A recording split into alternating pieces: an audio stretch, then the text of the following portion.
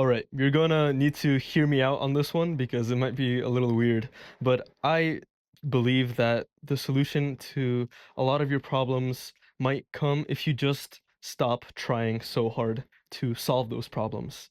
Now, what I mean by this is that I found that myself and a lot of other people that really try their best to improve themselves, to improve the world around them, to better their relationships with people, those people often suffer from thinking too much. Because I believe that trying too hard isn't just like some loser's cope, like saying like, "Oh, I'm just jealous of how hardworking you are."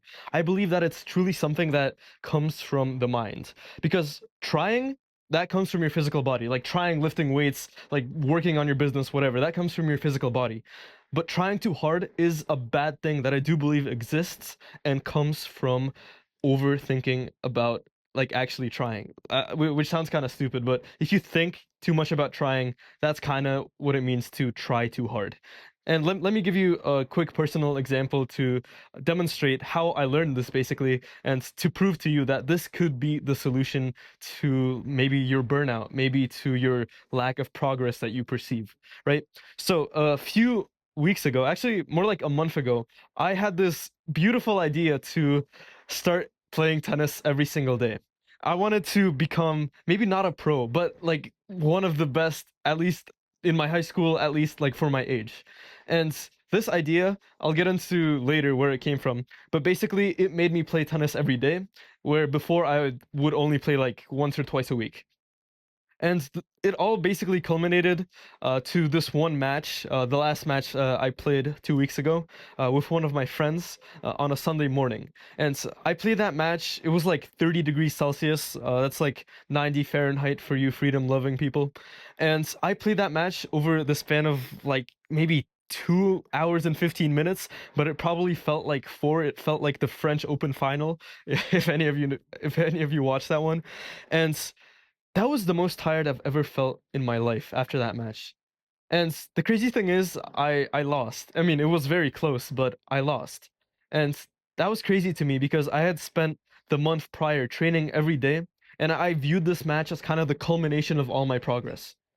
For every single second of every single point during that match, I kept telling myself, I need to win this point. I need to win this match. I need to win this to prove to myself that I'm not a worthless piece of garbage. And I lost because that's the nature of the game, and I failed to realize that because I was trying too hard to win. I recently read this book, The Inner Game of Tennis, and it's technically about tennis, but not really. And it divides us into two selves, self one and self two, where self one is the conscious mind. It's kind of like the ego that wants to control everything, control all our actions. And self two is the subconscious. It's like all your reflexes, basically your muscle memory. And the book argued that letting self two do the work and letting self one go completely silent, the like the ego telling yourself what to do, is truly the only way to achieve proper flow states. It's like getting in the zone for athletes. And this carries very well into tennis, this concept of trying too hard. Because when your ego, when your mind keeps trying to control every single point, it doesn't let the muscle memory do the work. All it does is block like the natural like hitting patterns, block the natural like development of the game in your minds. And that's when you start losing, that's when you start getting angry. That's where you see tennis players smash their rackets on the ground. And I learned that after that match because my health absolutely got destroyed. After that match, I had the worst cramps of my life. I came back home. It was really hot. I was really tired. I lay down on the floor for like 10 minutes. And when I tried to get up, my legs completely cramped up. If you've ever had leg cramps, you know it can get bad, but I had like the worst ones possible because I had them on the inner thigh. So I couldn't move my whole leg. My hip flexors were like completely paralyzed. I literally screamed to my mom. My mom was like in the kitchen. I was like on the floor in the garage. I had to scream to my mom, "Mom, help." Because I genuinely couldn't get up. I'm not even kidding. My mom had to like drag me. She was dragging me by the legs to like a bench, and I was low-key screaming the whole time. And I know like I'm trying to make it funny, but it was not funny. Like I was genuinely scared.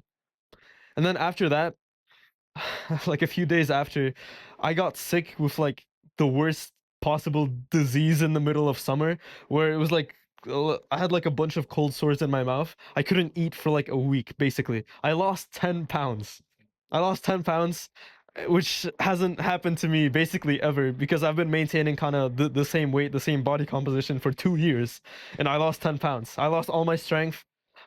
My back still hurt. Oh yeah, I didn't mention my back. I like pulled my back after that tennis match.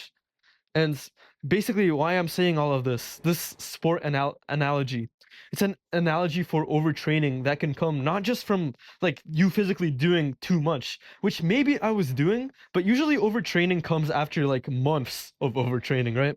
Like the symptoms, I mean. But here, I think the overtraining just got exponentially amplified by my mind. My mind was overthinking. I was trying too hard to be the best.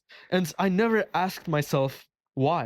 I never asked myself why I suddenly wanted to become this pro tennis player. And when I was sick, when I was like recovering, I did ask myself that, and I came to the realization that, bro, it all just came from ego. I just needed to prove to someone, to prove to myself that I could be good at something, that I was worthy as a human because I could beat people in tennis. Because if I could win a tennis tournament, it meant that all of my work wasn't for nothing. Because if I put work into stuff like YouTube and I don't see results, like I make like 50 videos and I'm still at like 500 subscribers, right? It just makes you feel like you're not doing enough. And that feeling of not doing enough, that's where the overthinking and the trying too hard comes in. So this analogy of tennis, it can really be transferred into any aspect of your life. For example, anything to do with self-improvement. For me, I've recently been trying to like cut away all of the stupid modern stuff, obviously like the dopamine YouTube short stuff, and it's been really difficult. And I've realized now that I've been kidnapped to this beautiful country in the mountains that trying too hard to become virtuous, trying too hard to improve your mind, to cut away all of the dopamine is actually very counterproductive because if I look at these mountains, right, and I like try and meditate, I try and take in all the stillness. If I overanalyze it, it it ruins the effect. Some stuff you just have to let your mind go. You have to let go of self one, that part of you that wants to control everything. Because that self one, it's all about ego. Because if it can control the shot you hit in tennis, that means it deserves the reward. If it tells your body, okay, hit the shot like this, and it goes in and you win the point, the mind is like, hell yeah, that was all me. It's scary to let go because the ego doesn't want to let go because it can't take the credit for any of your success. But at the same time, it also can't take credit for your failures. And if it can't do that, well, then the failures won't set you back. You won't constantly be insecure thinking about how, oh, you should have won that point. Oh, you should have talked to that girl better. You could have had a girlfriend by this point. No, you don't think of that. You just go through life doing the actions that you know will help you succeed without setting these unreasonably stupid expectations that come from ego and without not never reaching those expectations because of that very same ego. I really hope that I made myself clear. This is the first video I've recorded in, holy moly, probably like 2 months. So I really hope you liked it because you see, I don't know what I'm saying. If you watched this far, thank you. Subscribe and go do some push-ups. Don't overthink. Don't try too hard. Thank you.